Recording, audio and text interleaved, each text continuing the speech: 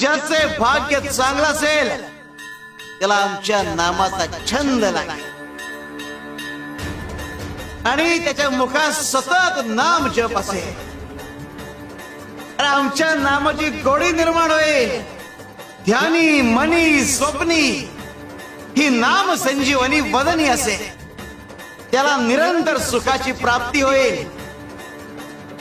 तसं मधाचं सेवन करण्यासाठी भ्रमर कमळ फुलात गुंतून पडतो आणि अत्यंत आनंदाने आणि आदराने मधाचा आस्वाद घेतो.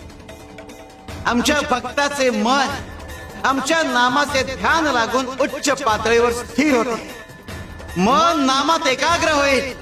त्याची चंचलता नाहीशी होईल आणि त्याचे उन्मन होईल. अरे नामस्मरण हेच प्रपंच व परमार्थ साधनाचे साधन आहे. शिवाय शंकर.